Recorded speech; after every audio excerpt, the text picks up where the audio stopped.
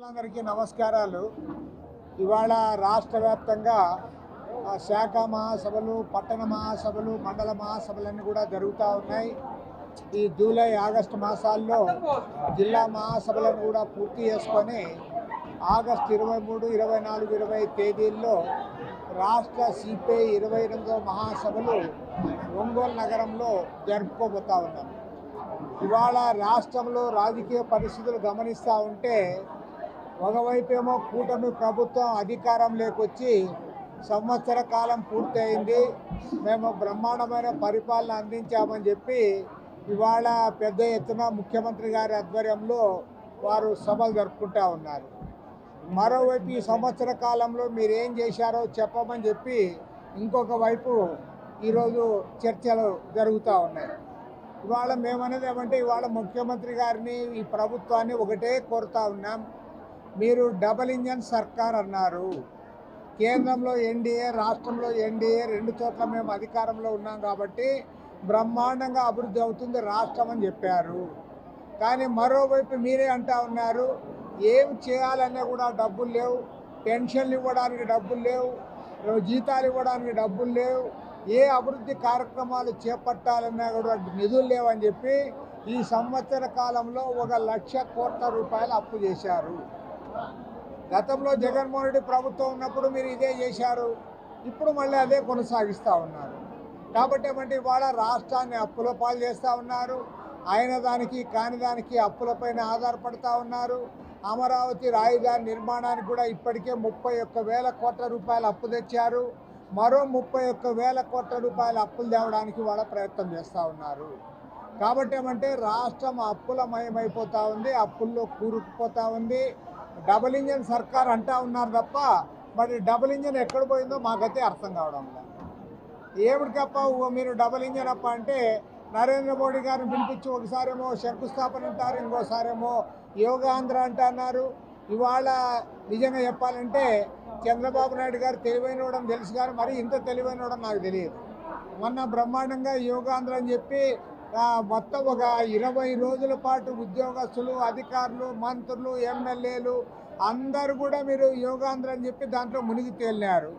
అది అయిన తర్వాత ఇది బ్రహ్మాండంగా సక్సెస్ అయింది కాబట్టి దీన్ని ఒలింపిక్స్లో చేర్చాలని ముఖ్యమంత్రి గారు అడుగుతా ఉన్నారు. మరి ఒలింపిక్స్లో చేరిస్తే అంటే ఆయన కూడా పాపం ఆలోచించి ఉంటాడు. 146 కోట్ల జనాభా ఉన్న భారతదేశం ఒలింపిక్స్లో మెడల్స్ గెలవలేకపోతూ ఉంది. కనీసం యోగా పెడితేనన్నా చేపలు వేసుకొని కూర్చొని ముక్కు మూసుకొని తపస్సు చేసుకొని యోగాలో మెడల్స్ వస్తాయని అనుకుంటారు. మెడల్స్ మాత్రం గ్యారంటీ వస్తాయి. First medal Narendra Modi, second ఏమో చంద్రబాబు నాయుడు, థర్డ్ మెడల్ పవన్ కళ్యాణ్. వీళ్ళు ముగ్గురికి యోగాలో మెడల్స్ ఒలింపిక్స్ పైన వస్తాయి, అనుమానమే లేదు. ఎందుకంటే వీళ్ళు ఇంకా మన దేశం ఎంతకంటే ఏమి సాధించలేదు, యోగాలో అయితే పథకాలు సిద్ధం, మనం సాధించగలమని చెప్పి యోగా రికమెండ్ చేస్తున్నారు. నరేంద్ర మోడీ చంద్రబాబు కంటే కూడా తెలివైనడు.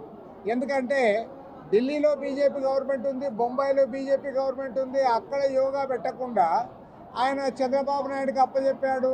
ఎందుకంటే చంద్రబాబు నాయుడు మంచి పెద్ద ఈవెంట్ మేనేజర్, ఇంత బాగా ఎవడు చేయలేడు. బీజేపీ ముఖ్యమంత్రులు కూడా ఆ ఈవెంట్స్ చేయలేరని చెప్పి తెలివిగా నరేంద్ర మోడీ గారు ఇవాళ చంద్రబాబుకి అప్పచెప్పారు. ఆయన సక్సెస్ చేశారు, ఆయన భుజం తట్టాడు. భుజం తట్టని ఆయన చాలా హ్యాపీగా సంబరంగా ఫీల్ అయిపోతూ ఉన్నారు. అలాంటి దుస్థితిలోకి ఇవాళ మన రాష్ట్రం దిగజారింది.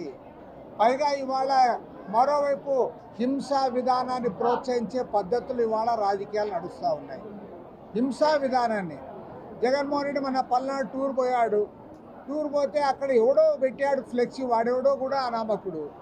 వాడు ఫ్లెక్సీ పెట్టాడంటే అరే రఫా రఫా అని ఏదో సినిమాదే పెట్టారు డైలాగ్ అంటే దాన్ని తప్పుపట్టాలి, ఏదో పెట్టాడు అని అనాలి. కానీ సాక్షాత్తు 5 ఏళ్ళు ముఖ్యమంత్రిగా చేసిన ప్రతిపక్ష నేత జగన్మోహన్ రెడ్డి గారు అది మంచిదే కదా, 2029లో అధికారంలోకి వస్తే మళ్ళీ రఫా రఫా నరికేస్తామంటే నీకు అధికారం ఎవడిస్తాడని నేను అడుగుతా ఉన్నా. మనుషులు చంపుతామంటే ప్రజలు ఎవరైనా అధికారం ఇస్తారా?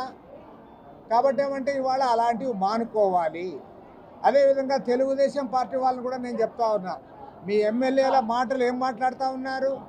జర్నలిస్టులు ఎవరైనా మాకు వ్యతిరేకంగా రాస్తే వాళ్ళ పట్టాల మీద వాళ్ళ బాడీ తేలుతుందంటారు, రైలు పట్టాల మీద వేస్తానంటారు. తర్వాత రేపు లోకల్ బాడీస్లో ఎవరు కూడా పోటీ చేయకూడదు, అందరు కూడా మా పార్టీలో చేరాలని బెదిరిస్తారు.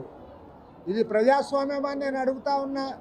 ప్రతిపక్ష నేత జగన్మోహన్ రెడ్డి ఏమో రప్ప రప్ప అంటాడు, మీరేమో ఎవడు అందరు కూడా మా దాంట్లో చేరండి లేకపోతే మీకు రఫ్ఫాడిస్తామని మీరు అంటారు. కాబట్టి ఏమంటే అటు తెలుగుదేశం పార్టీ ఇటు వైఎస్ఆర్ కాంగ్రెస్ పార్టీ రెండు కూడా ఇవాళ రాష్ట్రంలో ప్రజాస్వామ్యాన్ని కూని చేసే పద్ధతుల్లో వ్యవహరిస్తూ ఉన్నాయి. దీన్ని తీవ్రంగా తప్పుపడతా ఉన్నాం. అదేవిధంగా చివరికి ఇవాళ మన పల్నాడు దాంట్లో ఇద్దరు చనిపోయారు పాపం. వాళ్ళ పాపం వైఎస్ఆర్ కాంగ్రెస్ పార్టీ అభిమానులు కానీ ఎవరైనా కానీ పాపం చనిపోతే సంతాపం తెలియజేయాలి. కానీ దానిపైన ఇవాళ అది జగన్మోహన్ రెడ్డి వాహనం కిందే జరిగిందని చెప్పి కేసు పెడతా ఉన్నారు. కానీ ఆ కేసులో జగన్మోహన్ రెడ్డి పైన కేసు పెట్టడం మాత్రం కరెక్ట్ కాదు. డ్రైవర్ చేసిన తప్పిదానికి జగన్మోహన్ రెడ్డి ఎట్లా కారకుడు అవుతాడు? రేపు పొద్దున సీఎం కాన్వాయ్ పోతూ ఉంటుంది, కాన్వాయ్లు ఏదైనా జరిగితే ముఖ్యమంత్రి గారి పైన కేసు పెడతారా? కాబట్టి ఏమంటే కొద్దిగా ఆలోచించాలి. మన రాష్ట్రంలో ఏమంటే పోలీసు వ్యవస్థ నిర్వీర్యమైపోయింది. ఎవరు అధికారంలో ఉంటే వాళ్ళకి జీ హుజూర్ అనడం. అరే చట్టం అనేది ఒకటి ఉంది, చట్టాన్ని ఫాలో కావాలి, చట్ట ప్రకారం నిబంధనలు ఉంటాయి, దాని ప్రకారం కేసులు పెట్టాలనేది కాకుండా మీరు జగన్మోహన్ రెడ్డి గవర్నమెంట్ ఉంటేనేమో ఆయనకి తాబేదారుల మాదిరి పనిచేశారు. ఇవాళ చంద్రబాబు నాయుడు గవర్నమెంట్ వచ్చిందని చంద్రబాబు చెప్పిందంతా చేస్తూ ఉన్నారు. నేను పోలీసు వాళ్ళకి డైరెక్ట్గా ఒకటే చెప్తా ఉన్నా, భారతదేశంలో ఏ రాష్ట్రంలోనన్నా 6 మంది ఐపీఎస్ ఆఫీసర్లు సస్పెండ్ అయ్యారా? Only in Andhra Pradesh. ఒక డీజీ ర్యాంక్ అధికారి మొన్నటి వరకు జైల్లోకి కూడా పోయాడు. మీకేమన్నా ఆలోచిస్తున్నారా? మీరు ఎందుకు జైలుకు పోతా ఉన్నారు? ఐపీఎస్ ఆఫీసర్లు కూడా జైలుకు పోయే పరిస్థితి ఏ రాష్ట్రంలోనైనా ఉందే? Only in Andhra Pradesh. కారణం ఏమంటే మీరు చట్టాన్ని పక్కన పెట్టారు, తాబేదారులుగా వ్యవహరిస్తూ ఉన్నారు. ఎవరు అధికారంలో ఉంటే వాళ్ళకి ఊడిగం చేస్తూ ఉన్నారు, వాళ్ళతో కలిసి మీరు లంచాలు పంచుకుంటూ ఉన్నారు. ఎవరు అధికారంలో ఉంటే వాళ్ళతో ఉండడము, డబ్బులు దాంతో కొల్లగొట్టుకోవడం, పోలీస్ వ్యవస్థను భ్రష్టు పట్టించారు. దానికి ఏమాత్రం మర్యాద లేకుండా చేశారు. కాబట్టే చెప్తా ఉన్నాం, జగన్మోహన్ రెడ్డి పైన పెట్టిన కేసు కూడా సరైనది కాదు, ఉపసంహరించుకోమని కూడా డిమాండ్ చేస్తాను.